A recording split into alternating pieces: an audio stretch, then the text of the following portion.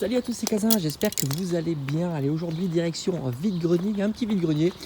J'ai pu retrouver quelques petits trucs, on se retrouve avec les images et après le bilan.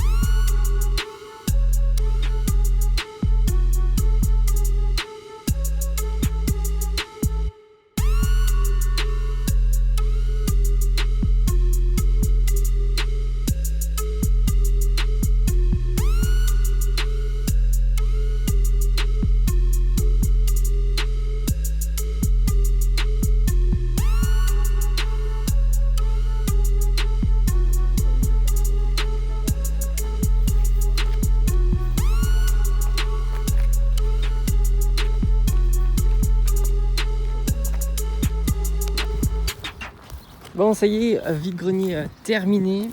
Franchement, j'ai pas trouvé grand chose, mais c'était quand même assez cool de faire ça ce dimanche. On se retrouve pour le compte rendu.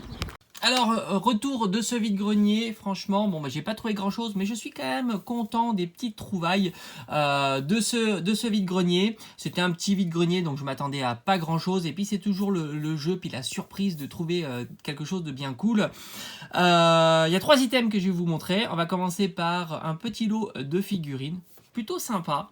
La première figurine que j'ai trouvée, d'ailleurs, elles étaient ensemble, c'est Predator. Moi j'aime bien ce film, il est vraiment super cool. Il a sa lance. Alors c'est pas une Funko Pop, mais je pense que c'est la même production, il me semble. Donc c'est Alien versus Predator, donc du film. Et ici il y a la marque Titan. Très sympa, sortie en 2015. Je la trouve assez bien finie, mais elle est super légère. Voilà. Super légère mais plutôt bien finie. On va la mettre sur le côté, je vous dirai le prix des deux.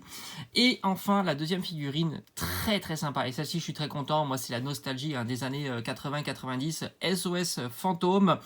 J'avais surkiffé le film, elle est super bien finie cette figurine là, je la connaissais pas, elle est super lourde. Quand je vois la différence entre celle-ci et celle-ci, c'est le jour et la nuit, très très très lourde. Les détails sont vraiment chouettes et puis c'est vraiment très propre, en super état. Et j'ai eu le lot pour 1,50 € qui est franchement excellent. Et enfin, la dernière trouvaille, comme ça c'est plutôt pas mal. La dernière trouvaille de la matinée, c'est ce petit jeu électronique. Alors je suis toujours un petit peu réticent à acheter des jeux électroniques de ce style, parce que je crois que ça doit être un... Je connais pas la marque, qu'est-ce que c'est ? J'arrive pas à lire. Epoch, oui, Epoch, donc c'est pas mal quand même. Donc les jeux électroniques des années 80, on doit être dans les débuts des années 80. Ici, si j'arrive à lire, on est en 83. J'hésite toujours parce que c'est assez fragile et ça résiste pas beaucoup au temps. J'ai pas pu le tester, on va le tester en direct. Donc c'est La Guerre des Astres, donc jeu électronique de poche. Ça change un petit peu des Game & Watch de chez Nintendo, donc ça j'aime beaucoup. Et ça me rappelle un jeu électronique que j'avais il y a très très longtemps et que j'ai perdu. Voilà, donc on a la croix directionnelle, le mode et le réglage. Ici derrière on a son cache-pile, il est assez sale, il y a un espèce de morceau de scotch. Alors ce que j'espère c'est qu'il n'a pas été démonté, parce que ça souvent c'est mauvais signe. Je l'avais vu aussi, je l'ai payé 5 €, un petit peu cher, enfin un petit peu cher, s'il marche correctement c'est pas cher évidemment. Alors j'ai prévu les piles. Alors on a le cache-pile ici. Ah oui, il y a un petit, alors attendez, je vais avoir un tournevis qui traîne, qui traîne là. Hop, on va... je crois qu'il faut appuyer là. C'est plutôt bien pensé. Ici et comme ça. Allez, tu veux pas sortir. Voilà, ça c'est plutôt chouette. Alors on a... Alors souvent ça fait mauvais contact aussi. Je couperai sinon parce qu'il faut nettoyer ça. J'ai des piles ici, alors je pense que ce sont les bonnes piles.